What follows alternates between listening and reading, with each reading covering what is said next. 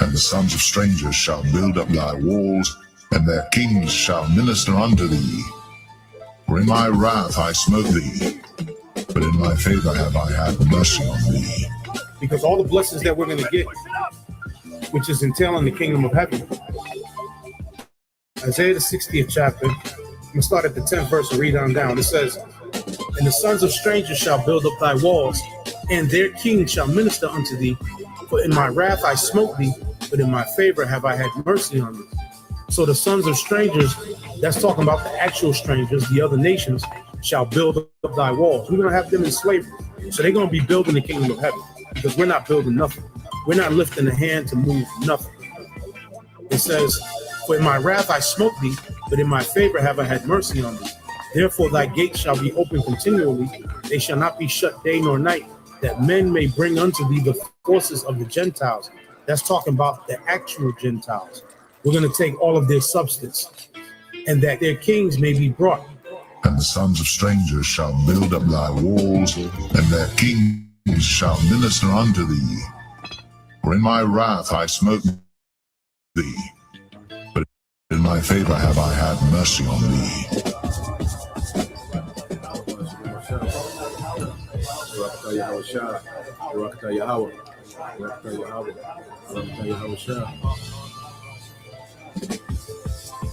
For the nation and kingdom that will not serve thee shall perish, yea, those nations shall be utterly wasted. Verse 13, and the glory of Lebanon shall come unto thee, the fir tree, the pine tree, the box together to beautify the place of my sanctuary, and I will make the place of my feet glorious. So the land of Israel, the land of Jerusalem, is going to be made glorious. It's going to be made glorious once again. The kingdom is going to be built up. We had a taste of that during the time of Solomon's reign, which was for about 40 years.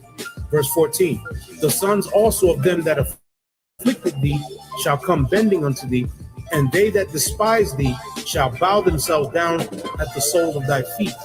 And they shall call thee the city of the Lord. The word Zion means monument, the monument of the Holy One of Israel.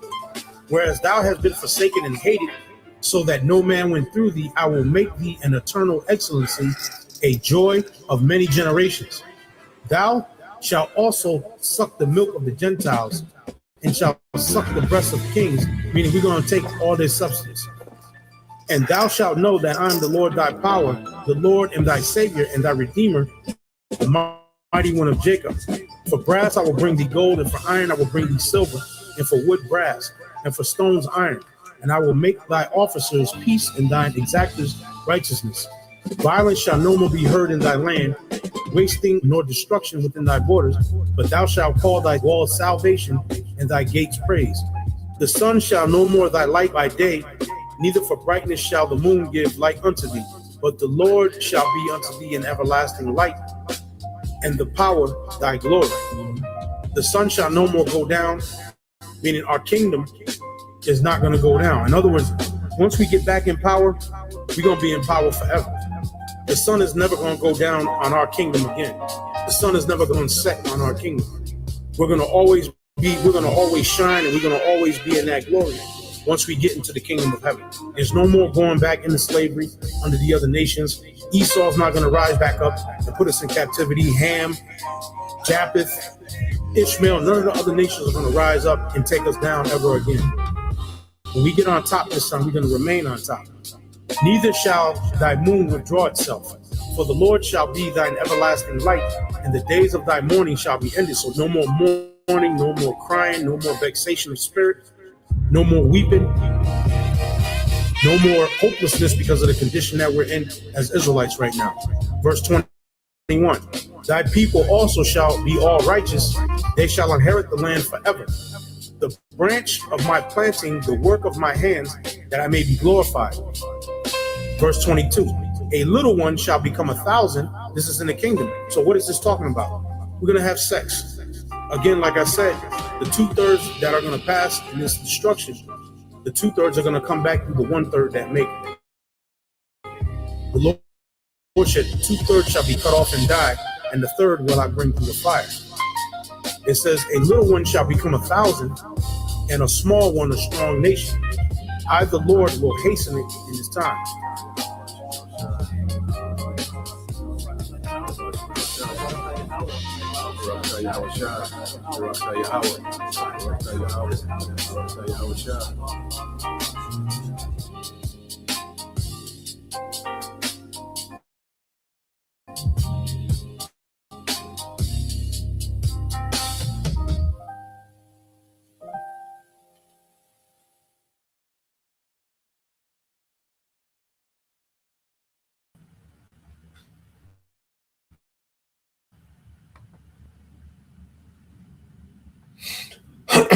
All right.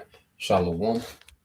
First and foremost, I would like to give all praise and glory unto Yahweh Bahashem, Yahweh Shai Bahashem Makakwadash, and double honors unto the apostles and the elders of GMS who rule well, teach well, being great examples to his younger brothers, and peace and blessings and salutation to the hopeful lake out there pushing his word and truth and in sincerity across the four winds in the name of Yahweh Bahashem Yahweh Shai, pushing to get up out of here. Shalom to the hopeful elect, the believers, the listeners whom have came back to the obedience of the scriptures through faith in Yahweh Bashem Yahweh Shai. All right. And what I want to get into this morning, this morning news and prophecy, another World War III update.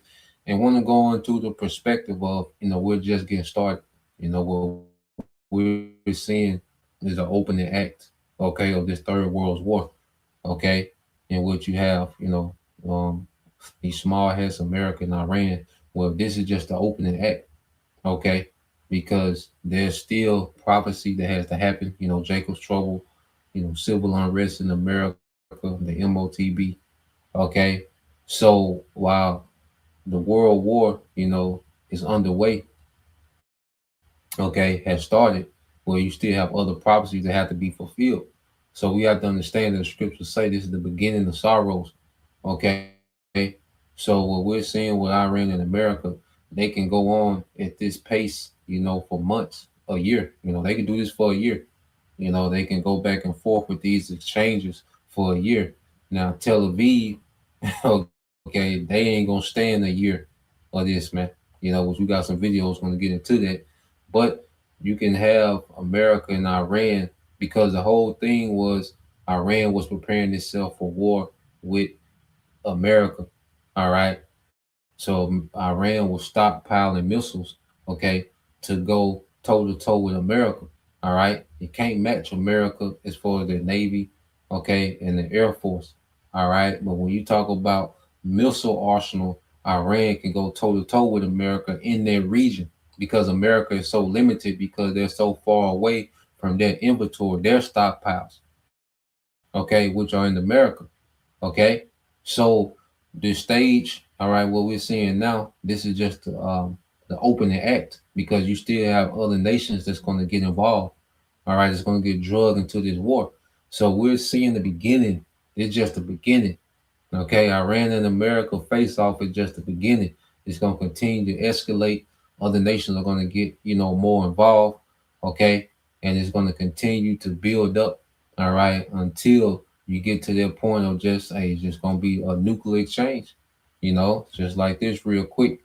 All right, this is Matthew 24:8. It said all these things. It's a brother Warriors of Yahweh 144. It says Matthew 24:8. All these are the beginning of sorrows, man. Okay? Because now what we finna see is they finna settle into this war. Okay? And Iran was always playing for the long game. America thought this was gonna be quick. No, this is gonna be an extended conflict between America, these small hats, and Iran. Okay? America was playing for the short game. Iran played for the long game. Okay, and now America is being forced to plan and strategize for the long game. Okay, they're scrambling to do that. All right.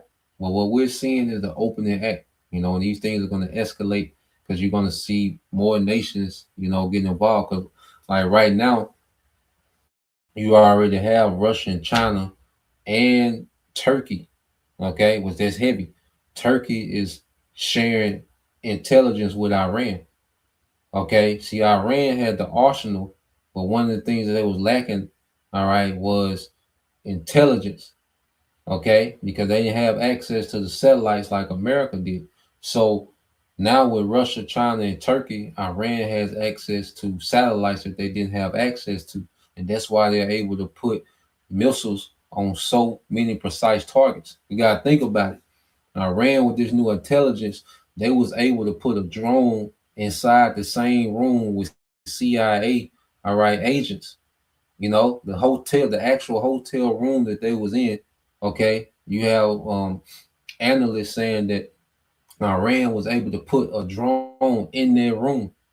Because we talk, it's casualties on both sides, but see, Iran is killing more military personnel.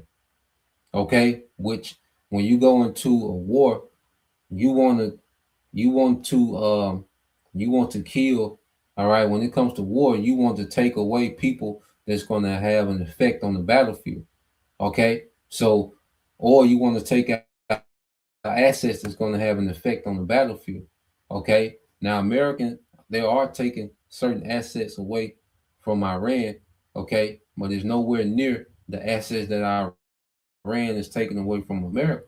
All right, but you have top CIA heads that have been iced. You have certain Israeli heads that have been iced. You're not going to hear about that on Western media.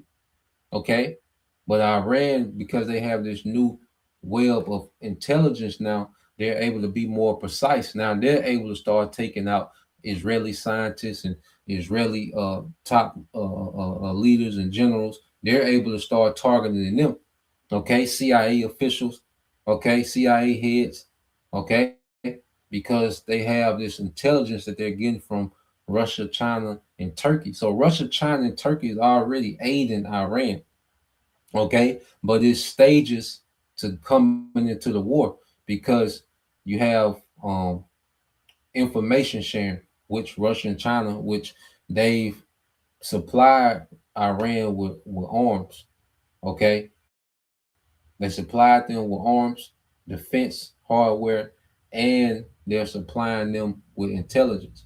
Turkey, they haven't provided any arms, but they're providing intelligence. Then you have North Korea. They just announced, like, look, we ready to join in. They told Iran just say the word, the kings of the east. Okay, so now the next phase, because you got China now, they sailed a navy vessel, okay, close to Iran. All right, and they say that's mainly for them escorting their oil tankers, okay, to China. All right, but that increases the chance of conflict between America, direct conflict between America and China. Okay, so what we're seeing is a lot of movements. All right, and one false move, one false missile, one wrong missile strike, one wrong target. All right, can draw another nation fully into the war because you have these nations in the background. All right, aiding. Okay, Iran. All right, but if this war goes on, they're going to have to get directly involved. So you can see China and Russia, they can bring in warships to help defend from American attacks. Okay. But then once Russia and China, if they do any offensive attacks, they're fully in. Okay. Or if America attack them for defending Iran, they're gonna be fully in. So we're right here at the door of all these nations being drawn in. It can go so many different ways just throwing it out. But let's get some precepts, and then I got a few videos I want to get into. But we're just getting started. And in the midst of all this, the devil, he gonna come with an MOTB plot twist, somewhere in the game. All right, because the elites in the background, all right, and they're formulating, okay, how we're going to implement, because the Strait of Hormuz, okay, that's going to have a global impact on the economy. Okay, so how these elites are going to spend it, we'll watch, But let's go here. But ultimately, the nigga finna lose. All right, because Esau, uh, He gonna throw the MOTB in the game because really, what this devil did, he signed off on the death certificate. When he started this war, that was his death certificate. Okay, and when he makes this MOTB mandate, that's it because that's the only thing stopping this war from going nuclear is he got to mandate that MOTB. Jacob Trouble, all right, the MOTB mandate, the civil unrest, which that's all intertwined. Okay, but let's go here real quick. Proverbs 5:21. This is the NLT. It said, "For the Lord sees clearly what a man does, examining every path he takes." Okay, so everything Esau, all right, these elites, every agenda, every counsel that they have, all right, the Lord is fully aware. All right, these devils are not doing nothing off script. The Lord is not reacting, all right, to what the elites are doing. Okay, the elites have walked into the trap that the Lord has prepared for them. All right, from the beginning. This was the Lord always when the Lord established Esau in power, he established a trap at the end of his rulership. Okay, so all this wickedness Esau has done leading up into this time, he was walking himself into the trap that the Lord had for this man from the beginning. Okay, examining every path he takes. Okay, every way that Esau can try to go, it leads to this man walking into this trap, and he don't walk into the trap. Okay, and the fact that this devil in the midst of this, he has his MOTB agenda. Okay, that he wants to roll out in the midst of this. That's part of the trap because once he make that thing mandated, there's nothing that's stopping this war from going nuclear, man. Okay, it says, "An evil man is held captive by his own sins. They are ropes that catch and hold him." Okay, so this devil, he's held captive by his own wickedness, man.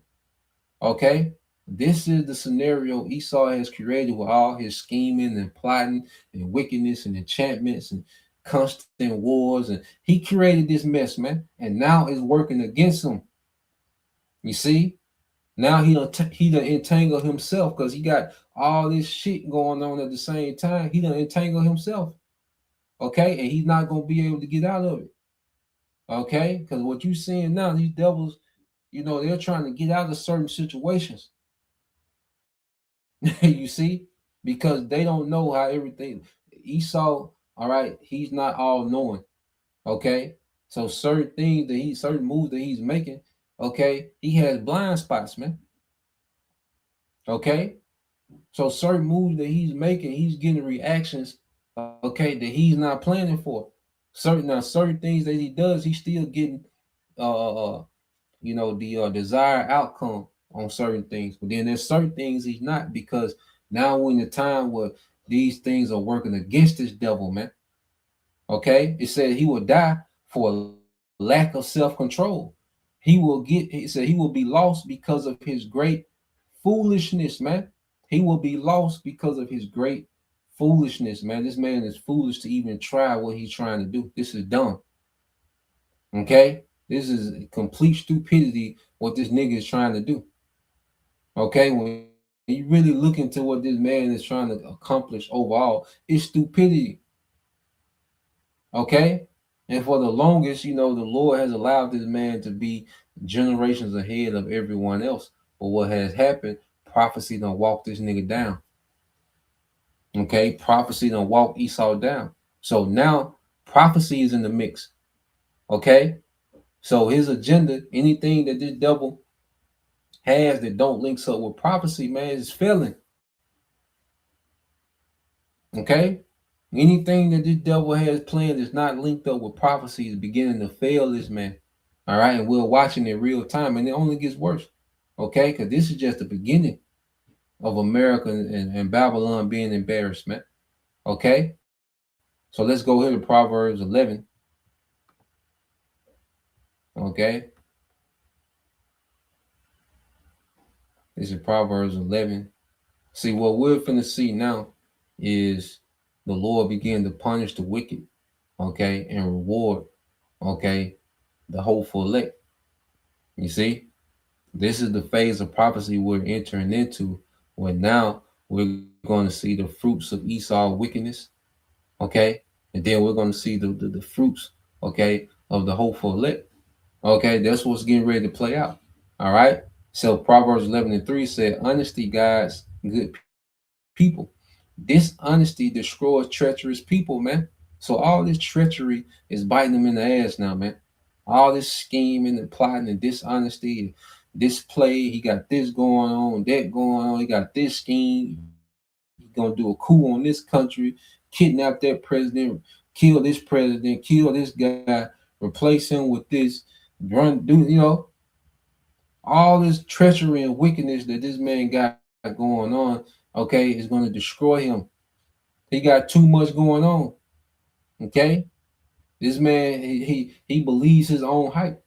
He believes that he is, okay? And the Lord is showing, nigga, you not. You limited as hell, okay? The Lord is showing the earth, nigga, you just a man, okay? This nigga is just a man, okay? Verse 4 says, riches won't help on the day of judgment. Okay, so no matter how much military might this nigga got, no matter how much wealth this nigga got, no matter how much technology and how advanced his AI is, nigga, that shit not gonna help in the day of judgment. The Lord is finna show you, nigga, the AI is an idol. Don't give a damn if you made it. All right, speak. Okay, and here, nigga, it's still an idol. Okay, it's still helpless against the judgment of the Lord. It said, but right living can save you from death, which the hopeful elect. All right, the Lord hasn't, blessed us. All right, to be obedient, to have faith and be obedient to Him. Okay, and it says the godly are directed by honesty, the truth. Okay, we're directed by the truth, man. We move according to the truth of the matter, man. Okay, and the truth of the matter, man. You devils are getting ready to be removed from power. Okay, it said the wicked fall beneath the load of their sin. Yeah, it's too much on them. Esau done put too much on himself to try to pull off, man. He can't pull all this off he got going on. It's too much. And we seeing this nigga knees buckle under all this weight. That's why I said he knoweth that he had but a short time. Okay? If someone has a short time to do something, and especially something urgent, how they're going to be moving frantically, man. Okay? So this nigga starting to buckle under this load of trying to pull all this off, man. Okay, all this wickedness, all right, that he's trying to pull off in the earth at one time. Okay, he's buckling under that load, man. All right, and this the point. Verse 6, it said the godliness of good people rescues them. The ambition of treacherous people traps them. Okay, his ambition has him trapped, man. All this wicked ambition and treachery that this man, all right, has is trapping him, man. He got too much wicked ambition, man. His plans and what he wants to do in the planet Earth, how he wants this technocracy, the digital enslavement of humanity, the complete control, okay, of creation, okay. That's a wicked ambition, all right. And in his quest to pull this off, he done trapped himself, man. Okay, because he's limited. He's not all knowing. He's not all seeing. Give a damn how much technology, how many cameras he got. He's still limited. Okay, he's not one. Okay, he's not one screw away. He just got to tighten down one screw, and then he's equal with the Most High. Nah, man, he's far from that. He's far from even trying to attempt to be the Most High, man. Okay. And everything that we see happening, the Lord is beginning to make mockery of this man and embarrass this man. Okay. Yep. Verse 7 says, when the wicked die, their hopes die with them. When the wicked die, their hopes die with them, man. Okay. So the Lord is killing this man's dreams. And the Most High is playing dream killer for Esau, man. Okay. And his pride, he gonna move like he still got it. He gonna, and he still got certain plays, and because really all this nigga got left, he got one more rabbit to pull out the hat, this MOTB, and then it's over. Okay, he gonna pull a MOTB rabbit out the hat. Okay, and then it's over with. And the Lord gonna really get busy on his ass, man, when he do that. Okay, and who's ever meant to take the MOTB, okay, hey, the Lord's gonna allow this devil to roll this out, and people gonna take it. Okay, it's gonna be implemented. Nigga might buy a few tacos. Nigga gonna go to White Castle. Nigga first MOTB stop Popeyes.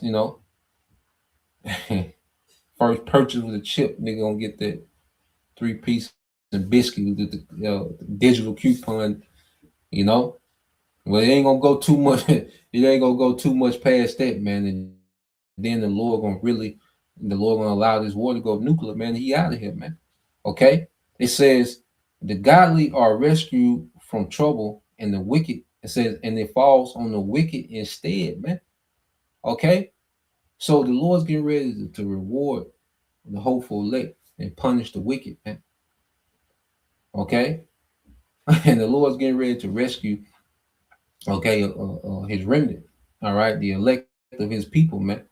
Okay, so let's go from there. I got a few videos I want to get into. Okay, kind of give an update of what's going on. All right, because right now what we seeing, the war, they settled in, so you're just gonna see these back and forths, and so now that we know where we at, all right, as far as the war, what's going on, so we're gonna go into a few things, but now, all right, we just keep our eye on, okay, who's gonna be activated next, because this is global implication. The Strait of Hormuz, they really turned this thing to a global implication. And this is all strategy of Yahweh Bashim Al Shai. Okay, the Lord is a man of war. Okay, so all this war strategy that we see happening, well, this is the strategy of Yahweh Bashim Al Shai. Okay, he knows exactly how to get all these nations involved, man. Okay, so let's go here. Let's play this, because what we have happening now. Okay, so America, they're bombing the hell out of Tehran. Okay, and Iran, they're bombing the hell out of Tel Aviv. So as America is pummeling Tehran, all right, Iran is pummeling Tel Aviv.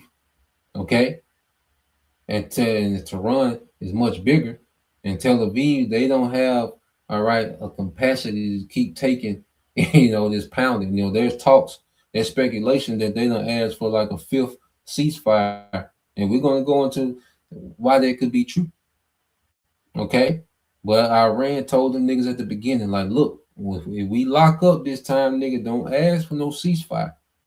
Because the 12-day war, they got a ceasefire. And even Iranian people, they didn't like that they did a ceasefire, last year in June. But I got another clip from my Iranian, he's an insider. He's in Iran, he's a journalist, so he's an insider, and he's a historian in Iran too. So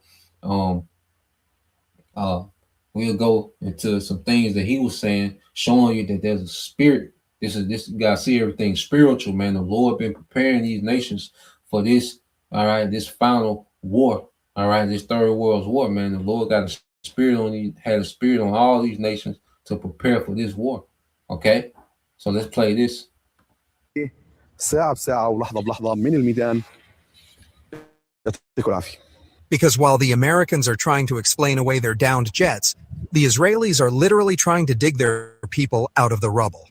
The Iranian retaliation, dubbed Operation True Promise 4, has been nothing short of devastating. We are seeing videos circulating on X, verified by geolocation, that show entire city blocks in the greater Tel Aviv area engulfed in flames.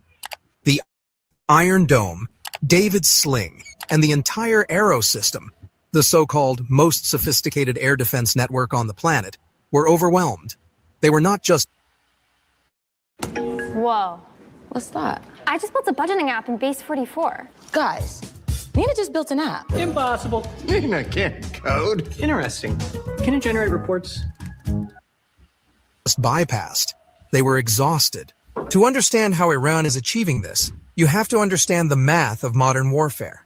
Hitting Israel with a missile is arguably one of the hardest military tasks in the world. You have the Jordanian air defense network that acts as a forward picket for Israel. Then you have the Israeli Air Force patrolling with F-35s and F-15s, acting as airborne shooters, picking off threats over foreign territory before they get close. After that, you have the layered ground-based systems. Iron Dome for short-range rockets, David's Sling for medium-range cruise missiles, and the Arrow system for exo-atmospheric ballistic missiles. It's a fortress, but a fortress is only as strong as its ammunition supply. And that, right there, is where the tide has turned. Iran has been waging a war of attrition, not just a war of territory. Over the past week, Iran has launched wave after wave of combined drone and missile barrages. Some are cheap, slow drones designed to bait the Israelis into wasting expensive interceptors. Others are hypersonic missiles that the Arrow system struggles to track. By saturating the sky, Iran has forced Israel to fire its most expensive munitions, the Arrow and David's Sling interceptors, at a rate that is financially and logistically unsustainable. An Arrow interceptor costs around $3 million per shot. An Iranian hypersonic missile? A fraction of that. Now we are seeing the result. Israeli interceptor silos are running dry. The panic in Western capitals is so acute that it is almost palpable. I want you to listen closely to this next part, because it reveals just how desperate the situation has become. The United States is now engaging in a global scavenger hunt for ammunition. Reports out of Seoul confirm that Washington is in active discussions with South Korea to strip American forces stationed on the Korean peninsula of their interceptor missiles. They are looking at pulling Patriot missile batteries and the Terminal High Altitude Area Defense (THAAD) system, leaving South Korea exposed to the north just to plug the holes bleeding in the Middle East. Even European command stocks are being raided. The U.S. military-industrial complex, for all its bluster, cannot keep up with the pace of this war. They are running out of bullets to stop Iran's barrage, and the Iranians know it. This is why the rhetoric from Tehran has shifted from defensive to ominous. They are hinting at the knockout blow, a final overwhelming salvo that would permanently collapse Israel's power grid and destroy its ports, changing the geography of the region forever. And while the West scrambles for bullets, Iran is parading its trophies. There is a specific psychological warfare angle here that is driving the Pentagon insane. In the streets of Tehran and Qom, the Islamic Revolution, IRGC, has put the wreckage of American and Israeli drones and missiles on display. They are holding them up like hunters showing off pelts. For the domestic audience, it is a massive morale boost proof that the resistance is working. For the international audience, particularly in the Arab world, it is a signal. It tells Saudi Arabia, the UAE, and the Gulf states, look at the Americans. They cannot protect their own multi-billion-dollar jets. How can they protect your palaces? This is shaking the foundation of U.S. alliances in the region to its very core. How is Iran doing this? How can a country with an economy strangled by sanctions possibly thwart the combined air forces of two nuclear-armed nations? The answer lies in the ground, literally. Iran has learned the lessons of Saddam Hussein's Iraq and Muammar Gaddafi's Libya. In those wars, the U.S. achieved air superiority in the first 48 hours by destroying aircraft sitting on open runways. Iran decided years ago that they would not make that mistake. They built missile cities and underground air bases. The most famous of these is Eagle 44, a base buried so deep inside a mountain that even the U.S. Air Force's GBU-57 bunker buster bombs would struggle to reach it. From these hidden silos, Iran launches its air defense missiles in what can only be described as an ambush. They wait until the American or Israeli jets are deep in the mission, low on fuel, and confident they are safe. Then, they roll the launchers out of the tunnels, fire a quick salvo, and roll them back inside before the enemy can even calculate a counter-battery trajectory. It's a game of whack-a-mole that the U.S. Air Force has not been able to solve. The IRGC has turned the entire country into a hedgehog, spiky, hard to bite, and likely to choke any predator that tries. So, let's address the elephant in the room. Here we have the So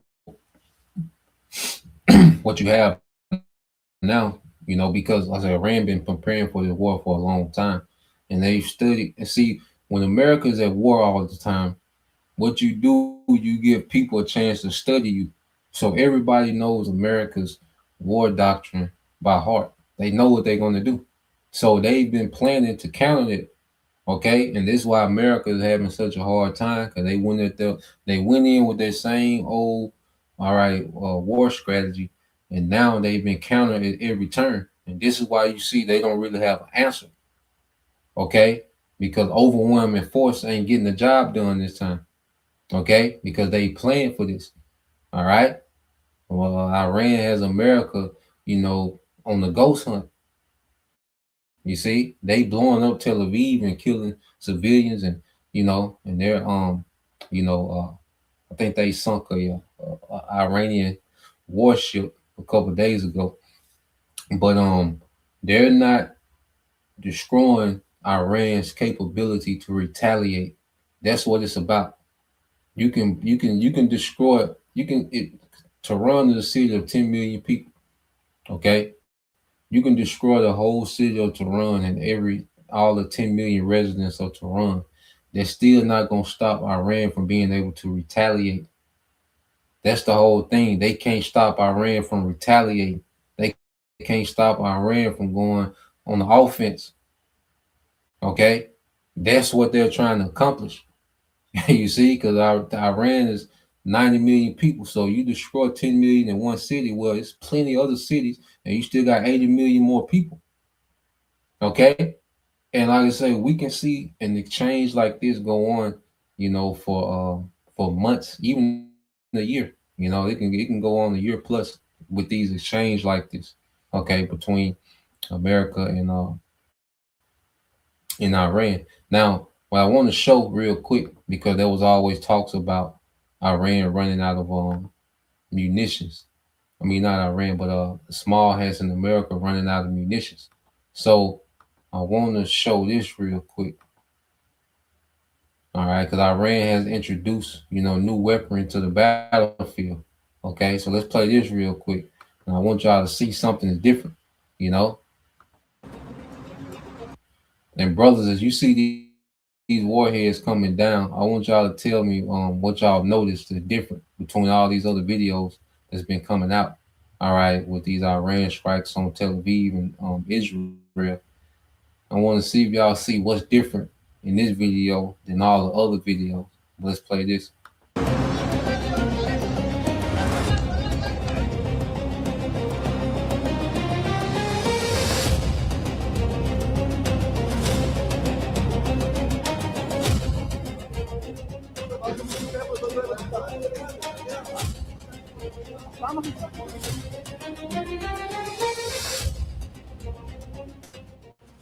A fresh wave of Iranian missile strikes has shaken Tel Aviv, with reports indicating the use of cluster warheads in one of the most intense bombardments yet in the escalating Iran-Israel conflict. Missile trails lit up the skies over central Israel as blasts and fires were reported across the city, raising fears of a dangerous new phase in the confrontation. Israel's Channel 12 reported that fragments from incoming missiles fell across Tel Aviv and nearby areas, triggering a large fire and causing major material damage. Eyewitnesses told Anadolu Agency that at least 3 locations in and around the city recorded significant destruction following the strikes as emergency teams rushed to contain the fires. Iranian reports describe the attack as the 21st wave of Operation True Promise 4, launched by the IRGC Aerospace Force using swarms of drones and Kaber missiles carrying cluster warheads. Footage from central Tel Aviv suggested the missiles fragmented mid-air, releasing multiple high-velocity submunitions designed to overwhelm Israeli defense systems like Iron Dome and David's Sling. According to Iranian military officials, more than 2,000 drones and 600 missiles have been launched in over 20 waves of attacks since February 28th, targeting Israel and Gulf regions hosting US military assets. Overall, including the 20th wave of Operation True Promise 4, more than 2,000 drones and over 600 missiles have been launched against U.S. positions in the region and Zionist targets in the occupied territories, and further attacks against the enemies of our country are still continuing. The constant sound of sirens and the prolonged confinement of residents in shelters in the occupied territories over the past 100 hours of war demonstrate the sustained and managed pace of Iranian projectile launches as part of a severe retaliation against terrorist criminals. The cowardly military forces and equipment of the Zionist regime have hidden among civilian and public layers, but the detection and strikes against the aggressors continue.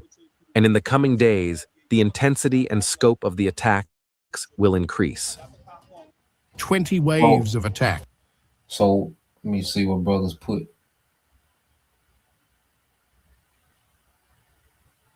Yeah, okay. That's good. Yeah, that's good. It says the missiles are scattering mid-air. All right, creating greater damage than one missile could cause by itself. Exactly. So that's one thing. So they have this one missile and then they break up and scatter. Okay. So now it's causing a broader damage to Tel Aviv. Okay. Because they're bringing Tel Aviv to the ground. You know, different analysts are saying that Tel Aviv is beginning to look like Gaza. Okay. So that's one thing. What the brothers say? They look like UFO sightings. Yeah, they do. But those are warheads. All right, those are just those multiple warheads. Because those nukes going to do that too. When they shoot those nukes, they're going to break apart and have those multiple warheads that's going to spread throughout America.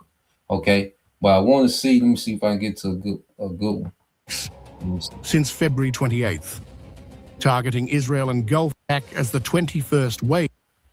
So what I want y'all to see is that the main thing I want y'all to see, there you go. There you go. No interceptors.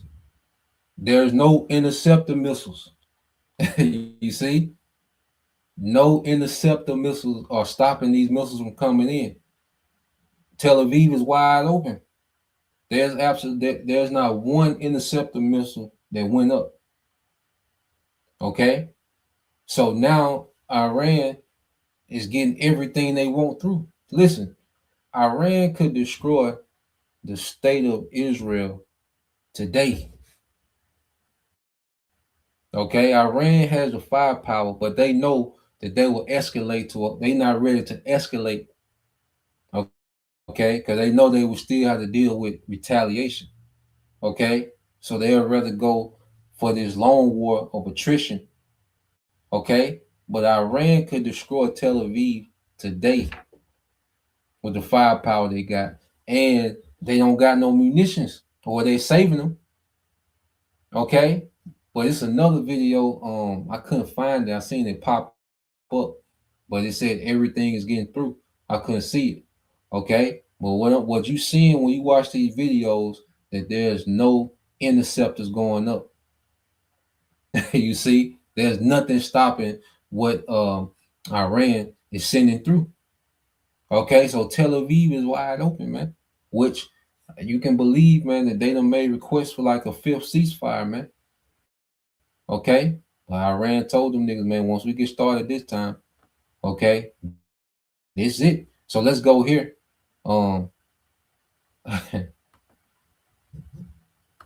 Iran wide open, man. I mean, Israel wide open, man. Israel was Iran was preparing to go to war with Iran. I mean, with America. Okay, Iran was preparing themselves to go missile for missile with America. Okay, they could destroy the IDF today.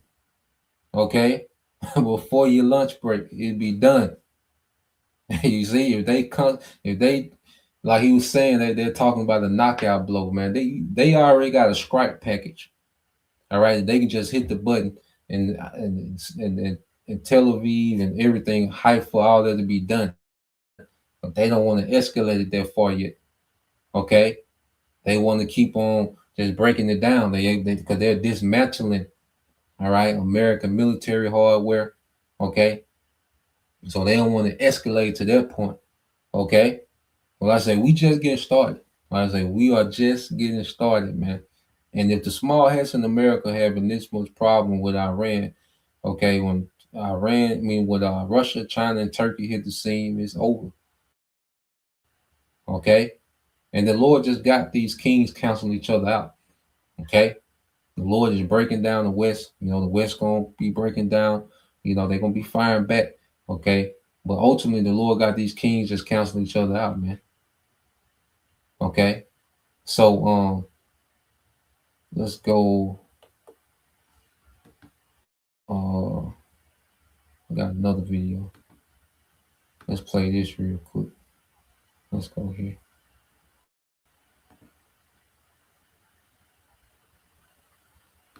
I love when people would say to you, Colonel.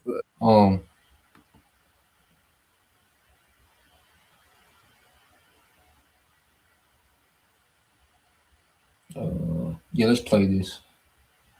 And then for brother could get that in Ezekiel, I think that's 38. And get that in Ezekiel 38 and 10. Oh, Ratazah.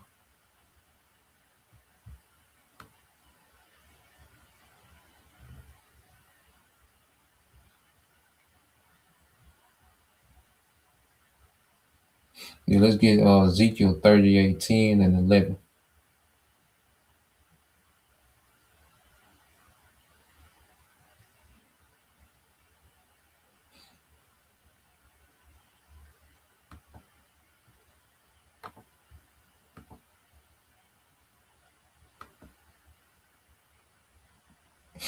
So let's play this real quick while brother pull it up.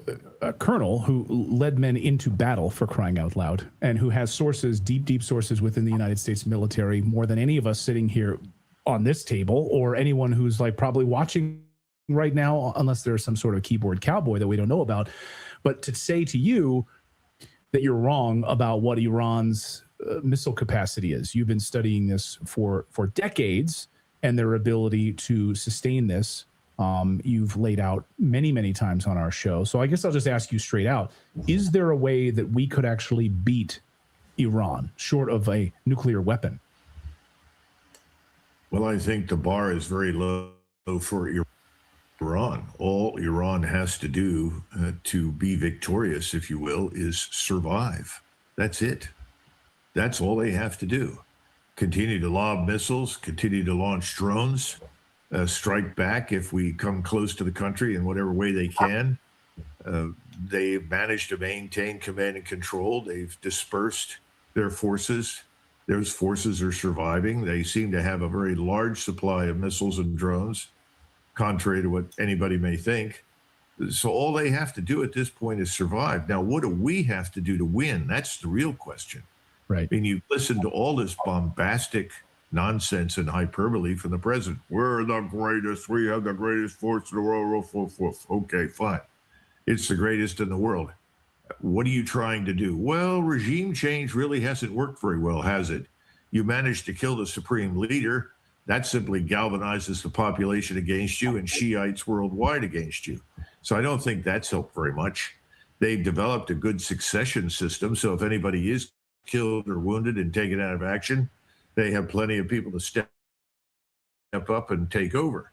So if we're not going to regime change this forcibly with bombing by trying to bomb everybody out of office, what are we going to do? And I think what we're trying to do is destroy Iran and cause the society to disintegrate. And we're desperate. We're grasping for straws. We're trying to get the Kurds to go in to create havoc. I see evidence that we're milling around and causing trouble in Azerbaijan that may result in a resumption of the war there between Azerbaijan and Armenia.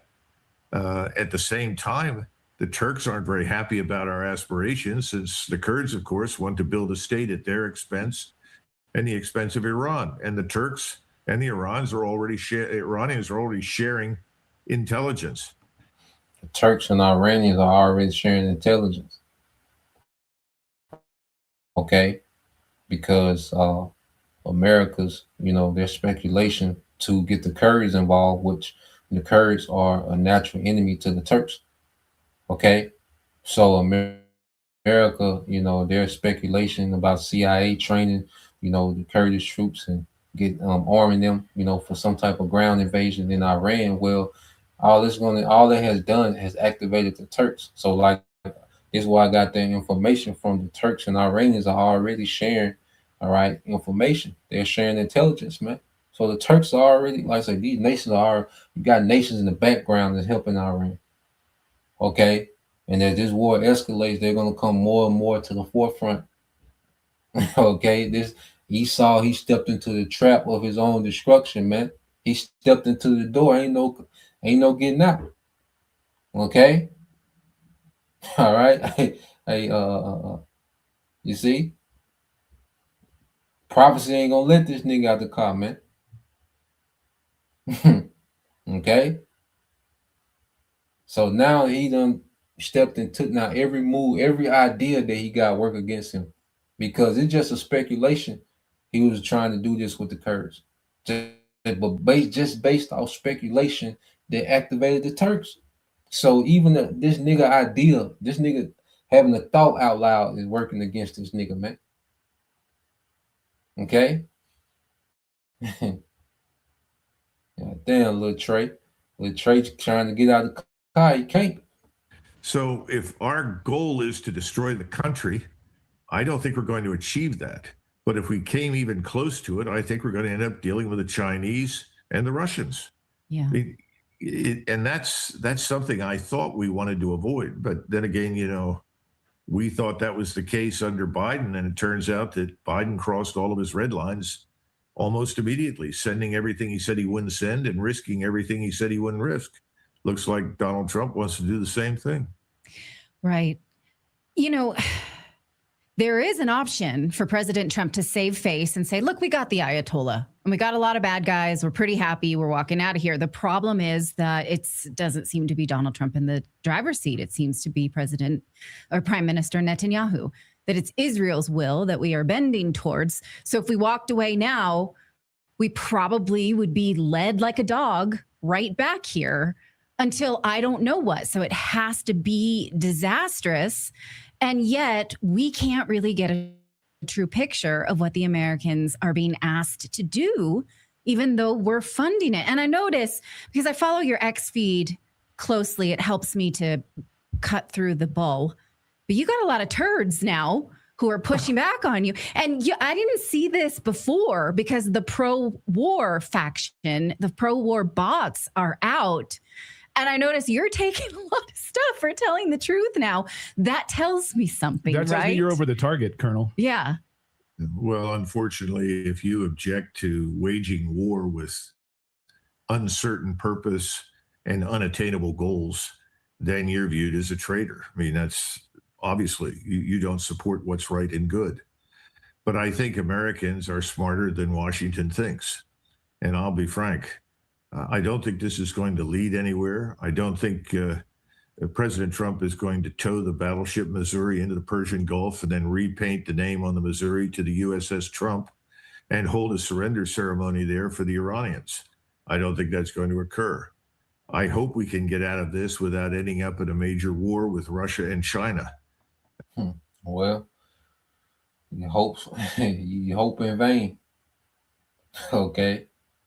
You see, everybody has this speculation about Russia and China. See, we know what the prophecies say, man. Okay. Without blowing up the entire region. The entire region is pretty much blown up as it is. But I think what's going to happen is that over the next several weeks, war fatigue is going to set in. I think we will take more casualties than we've taken thus far. And I think President Trump may be in real trouble. He may not finish his term. And they want Trump out of there, man. But let me load up this next video and read these precepts. Well, this the last one I got. All right, so this is that the Iranian journalist that I was listening to yesterday.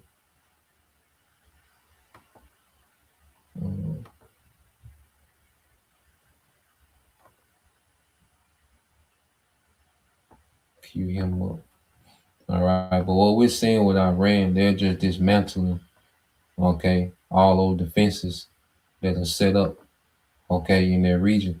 Okay, this is Ezekiel 38 and 10. This is the brother GMS, either one or wide. All right, this Ezekiel 38, 10 and 11 said, "Thus said the Lord power, it shall also come to pass that in some time, all right, that at the same time shall things come into thy mind, and thou shalt think an evil thought." And this is speaking of Magog, which is Russia, man. Okay, because eventually Russia is going to get directly involved. Okay, you know, they played a major part in bolstering up Iran, okay, to this point. All right, and now we're going to see Russia eventually get more involved, okay, as this thing continues to escalate, especially if the tides begin to turn, you know, as if America is getting the ups on Iran, because this is just the beginning. You know, Iran came out strong, okay, but you know, and America can pull some tricks out the hat, all right. And if it looks like America is on the brink, okay, of breaking Iran, all right, Russia and China, the Lord got it set up to where they can't let that happen because of how much they depend on Iran, okay. So it's gonna come a point, man, where the Lord, all right, is gonna Russia's gonna take off the gloves, okay. May God gonna take off the glove, okay, and they gonna get active with the West. See, like I say, Iran is just an appetizer, man. Russia and China, North Korea, Pakistan, India, Turkey, these kings of the East, when they come forward, they gonna come, man. Okay. Well, all these things are, you know, in the making, but the devil still, you know, it's gonna be the MOTB plot twist in the mix. Okay. But it says, "And thou shalt say, I will go up to the land of unwalled villages." Okay. Now, this is speaking of the land of Israeli small hats. Okay. And we are seeing that Iran is making this place an unwalled village. Okay. And also, to America, all right, they're gonna, because they know, like, once they make their mind to take these small hats off the map, they gotta take America off the map too. Okay. They know when they make their mind up, because see, everybody is seeing that the small hats are the problem. That's why you had that Marine, okay? You know, he was going crazy, like, look, man, we tired of fighting Israel wars. Okay, so everybody is coming to the conclusion that these small hats are the problem of the earth. Amalek is being isolated, man. But see, Americans joined to the hip with Amalek. So they know once they make their mind up to destroy these small hats, they gotta destroy America too. Okay, it's an and one. Okay, yeah, they come as a combo deal. Okay, and America's unwalled. America can protect itself from all the missiles that's getting ready to come. All right, at one time to America, man. Okay, it says, and thou shalt say, I will go up to the land of unwalled villages, man, because you gotta understand, these nations are watching closely to this play out. And they looking at America, they looking at the bully with a bloody nose. They're like, wait a minute. Okay. Then they seeing Iran is taking down all these defense batteries because America has 11 THAAD missile defense systems in the earth. They said just from different sources that Iran has destroyed 3 of them already. That's why they having to pull other missile defense systems from other places in the earth. Okay, from the South Pacific, even some from Europe. Okay, so how you think these nations feel? Well, goddamn, what you know? Because the America has all these different agreements with these nations based on security and economics, but now it's looking like, nigga, y'all can't uphold y'all end of the deal. Okay, y'all can't secure these trades, y'all can't secure free trade. Okay, and y'all can't secure nobody. Y'all can't protect nobody. Okay? So all these bad deals that America have made, all the treachery that America has done throughout the earth and made these nations dependent on them, now they're being looked at as incompetent, man. Okay? And they're seeing Iran break down, all right, the defenses. Okay? So Russia's in the background looking like shit, this the best time.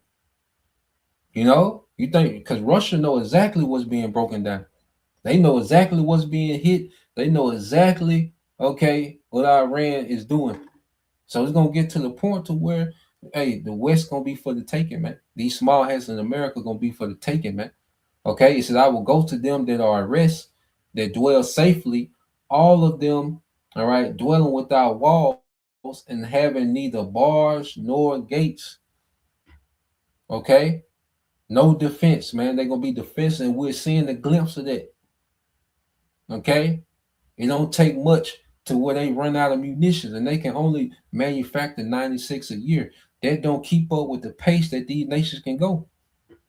If you think Iran has a stockpile, what type of stockpile you think China got? What type of stockpile you think Iran got? Turkey ain't been at war like that. What type of stockpile you think they got? Okay, so those missile defense systems are utterly useless, man. Okay, they can be overwhelmed and they can be destroyed themselves, man. That's a frail covering, man, that America has put throughout the earth, man. Okay, you know, it made these promises like they got it figured out. Nah, man. Okay, so let's play this. I want to play a little bit of this guy here.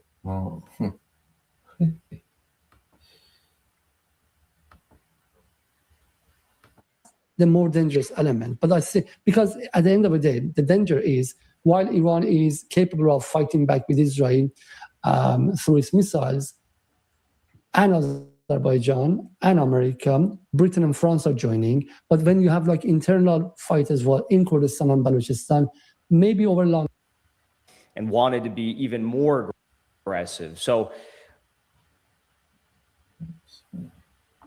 with Ayatollah Khamenei and his martyrdom, some people say this, and I don't know because I'm not an expert on the internal situation, but some people say that, you know, Jackson, Ayatollah Khamenei, you know, he was the main impediment, blockage to certain people in the country that wanted to go completely all out, that wanted a nuclear bomb and wanted to be even more aggressive. So it's kind of an interesting dilemma right now. You've got a lot of reformists in power, but maybe they've changed a little bit. What do you make of the future of the leadership, especially coming out of this?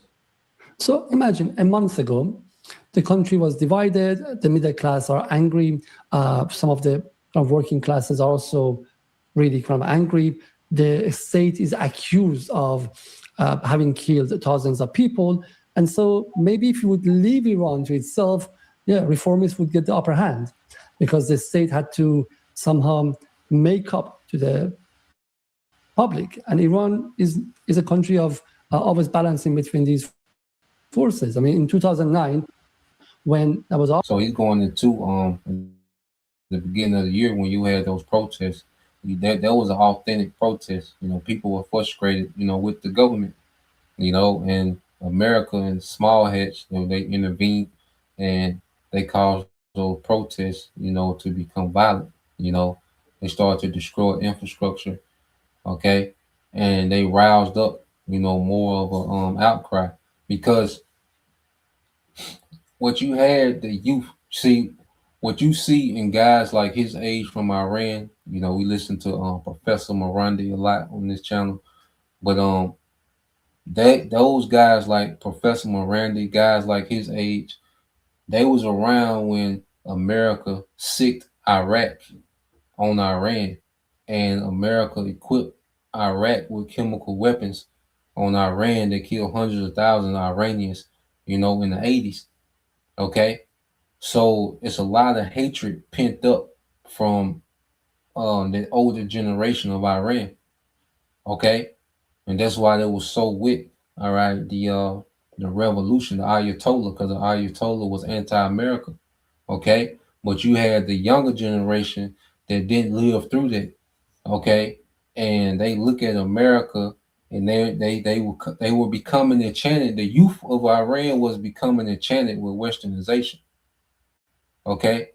They was becoming enchanted with it. Like you look at different TikTok, you see the women of Iran, because see Iran, they had to, because it was such an outcry, they had to because you had the mandatory hijab for the women.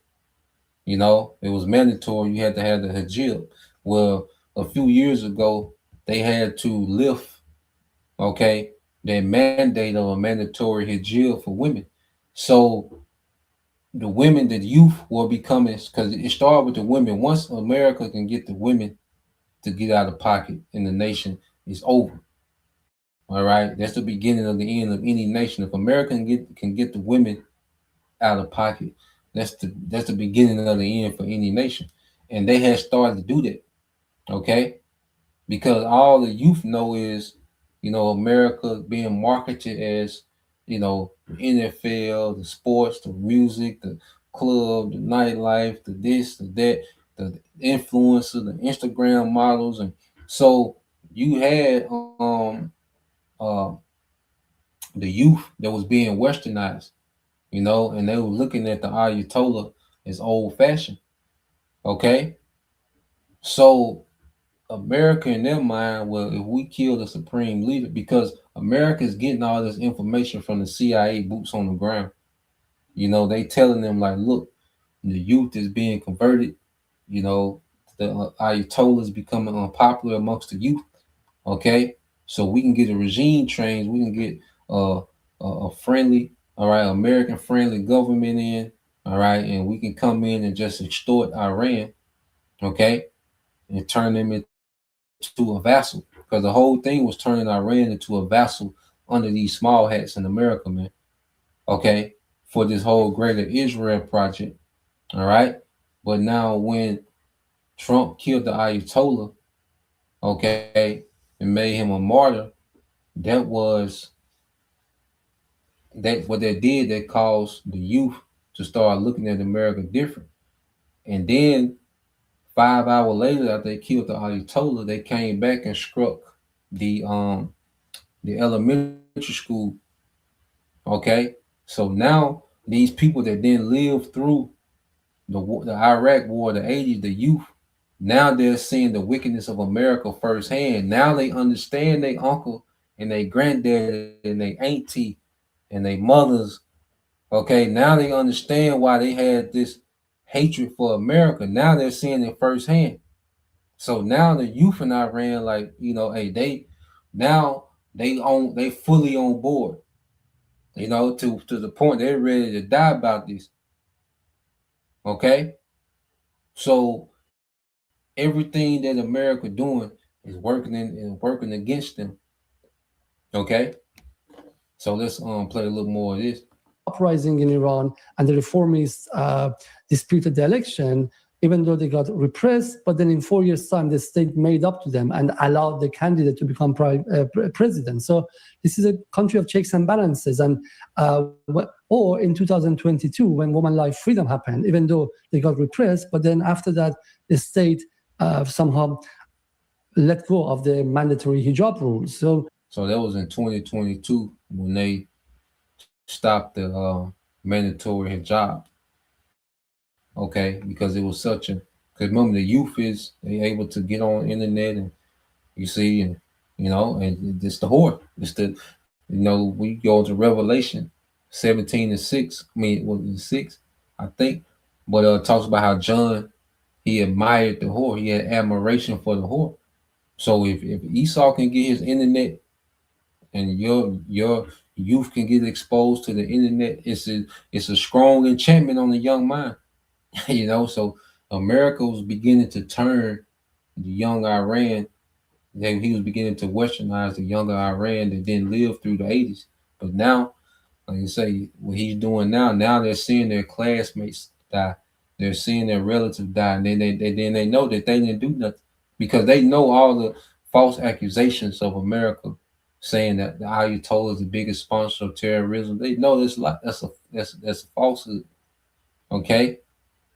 So they're saying that the West is waging war on them for nothing, and they're saying that the West has no mercy on anyone. So, like I said, now they galvanized their whole country together, man. You know. There's a there are so many mechanisms of listening to people. But then now, in the time of war, in which IRGC is defending the country, the Tehran that we are talking about, 12 million, 10 million population, those people who were angry and did the uprising on 8th and 9th of January, they all have left Tehran. Tehran is in the hand of pro-state forces who are every night demonstrating, occupying the street, saying down with USA, and the bombs and rockets goes over the head, and they say, we don't care, we're looking for martyrdom, we don't care.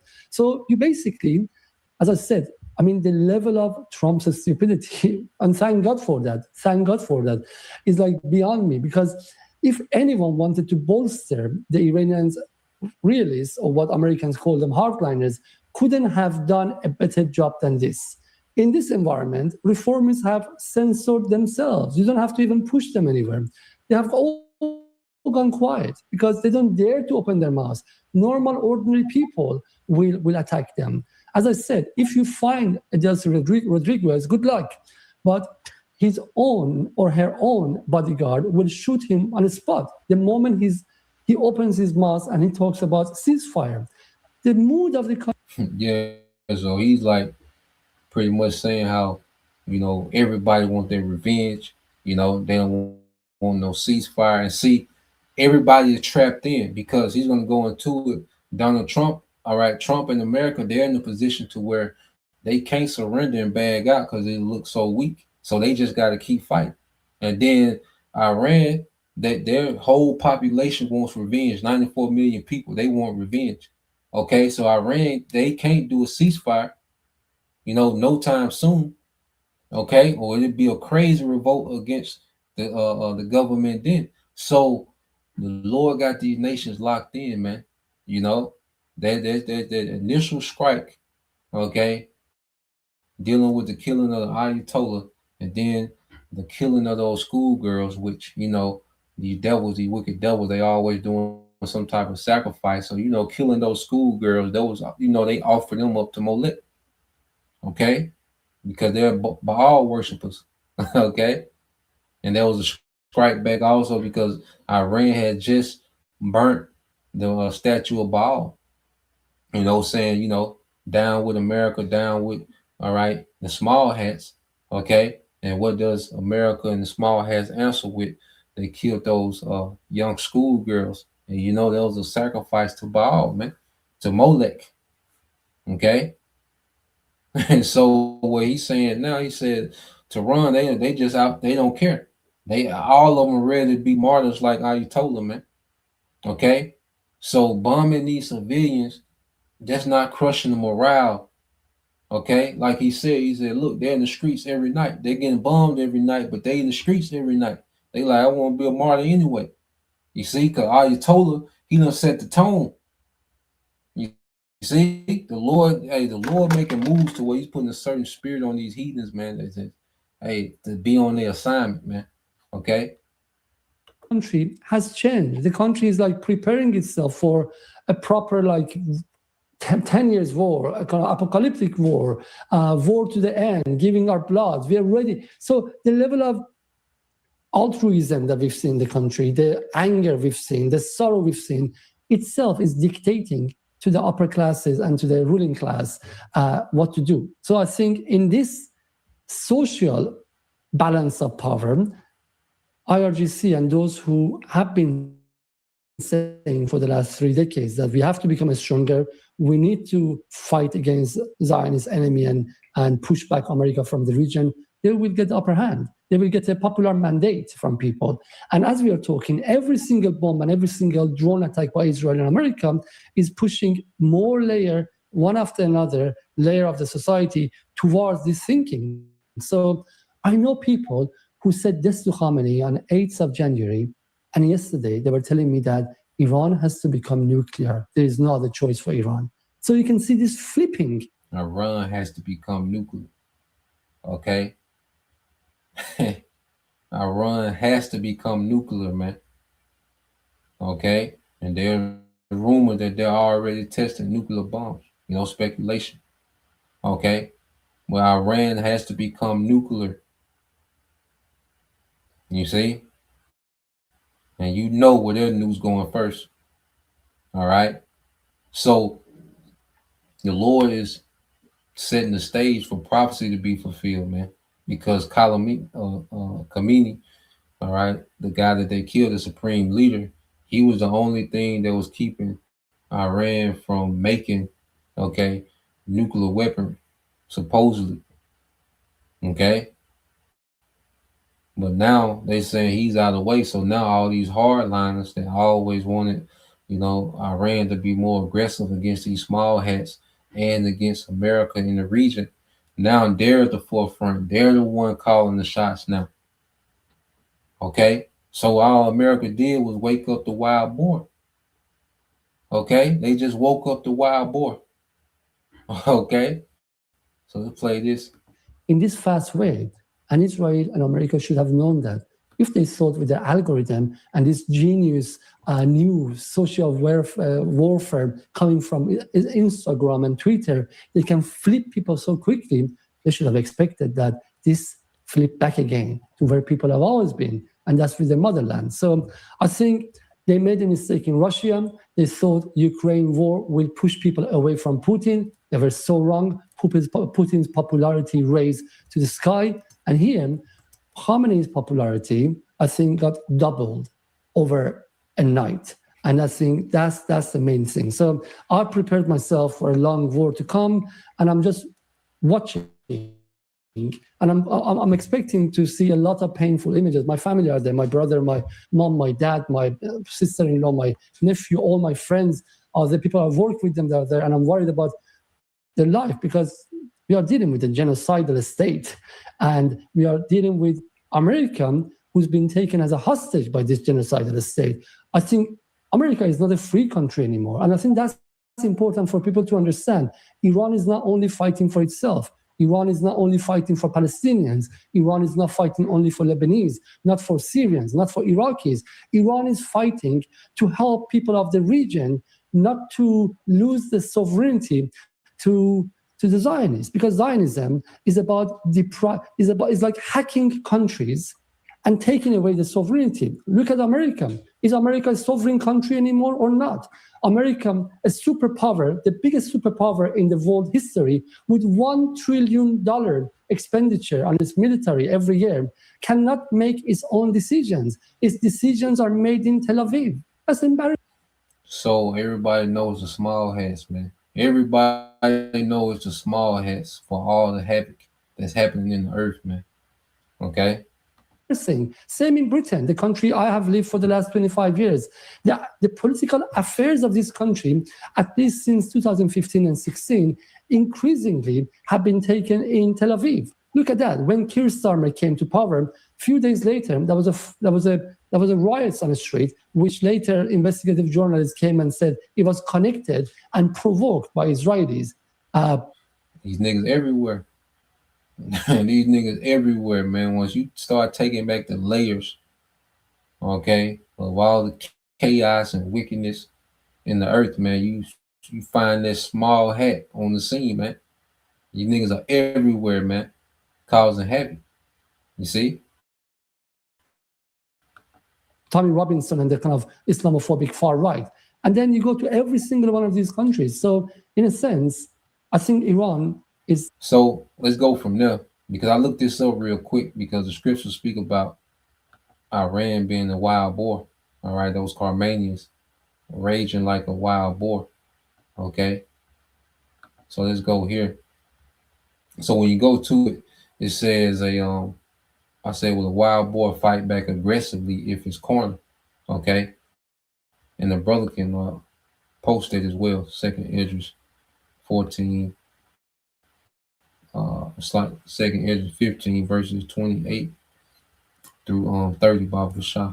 Okay. We'll just go into it real quick. I just looked it up.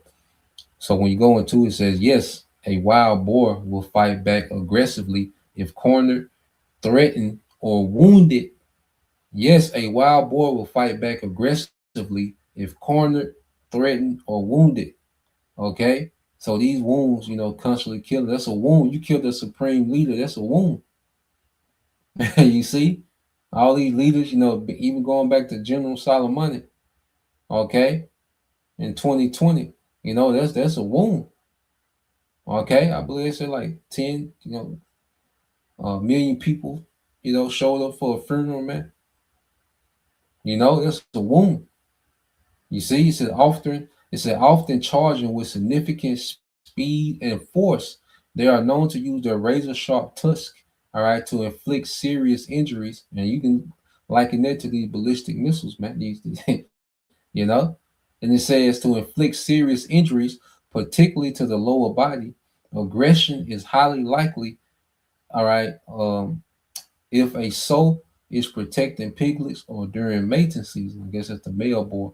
All right. It says key aggressive behaviors. When cornered, they often charge directly at the threat. They're going directly at the small hats and directly at America, man. Okay, they're going directly at them. You see? And it says when cornered, they often charge directly at the threat, sometimes jumping to knock people down. They can become extremely vicious in close quarters in their region. Okay, in their region, what they call the Middle East, in those close quarters, they hard to deal with. Okay, it says as noted in Sewanee River Ranch in this YouTube video. So it said repeated attacks. Damn, repeated attacks. If a victim falls, the boar might retreat and charge again. Okay, if the victim falls, the boar may retreat and charge again, man. And this is why I think they on their 25th wave. I think they're on their 25th wave of attacks, man, in this week. Okay. It says injured or cornered. It said injured hogs are particularly dangerous and likely to charge. Okay. So it said how to avoid the attack. It said always leave an escape route. And this is what America didn't do. Once they killed the supreme leader, they left no escape route.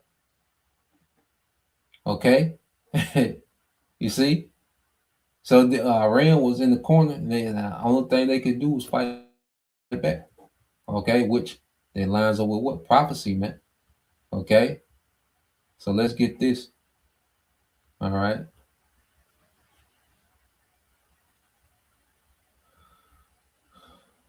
And I say this is just the beginning, man. It only gets worse for Esau, man. Okay. But let's get this here. See, brother got it. Yep. So this is the brother Amar Kabal, 2nd Ezra 15:28. It says, behold, an horrible vision, and the appearance thereof from the east. Okay. A horrible vision, man, because it's gonna get very destructive over there in that region, man. It says where the nations of the dragons of Arabia, it says 2nd Ezra 15:29 says, where the nations of the dragons of Arabia shall come out with many chariots, and the multitude of them shall be carried as the wind upon earth, that all they which hear them may fear and tremble. Okay, and because what's happening is going to force these Gulf nations, okay, to jump ship. Okay, they're gonna switch sides, man. They're gonna flip, and that's the thing with war too. In the middle of war, alliances switch. Because you go into World War One, World War Two, might go into that another day. But alliances switch in the middle of war. Okay, you see. So the Gulf Arabs, okay, which are allied with, America, hey, they're gonna switch, man. All right, because they're going to see that there's no benefit in being an ally to America, and they seeing that America don't give a damn about them, man. Okay, verse 30 says, also the Carmanians raging in wrath shall go forth as the wild boar of the wood.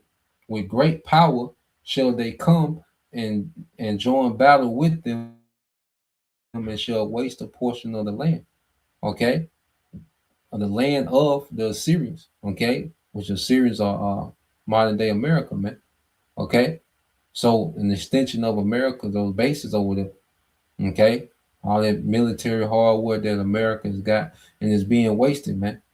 Okay, and when all these nations shoot nukes, okay, don't be surprised if Iran has missiles that's going to reach America. We know they're going to tear the top out of small hats. You know, the state of Israel, they're done. Okay, they're finished. They was never the IDF was never a contender. Okay, they was never a superpower. They was just a bully. All right, to those to their region. Well, first and foremost, because they had all that military hardware, so they can bully Syria, you know, Egypt. Okay, they can bully them. All right, well, they was never no true contender with an actual military, man. Okay, so that's why you see them become a non-factor quick. Okay, they became a non-factor in a few days. You see, but we know that it's gonna go from destroying American military assets in their region to destroying the land of America itself, man. All right, and what America did has activated the wild boar. Okay, and they can't get that nigga off of 'em. You see, so that's the point. I leave it there. Lord will, you brothers. All right, and you sisters, edify. Till next time, I say shalom. Form Yashala. Abba, soon. Shalom.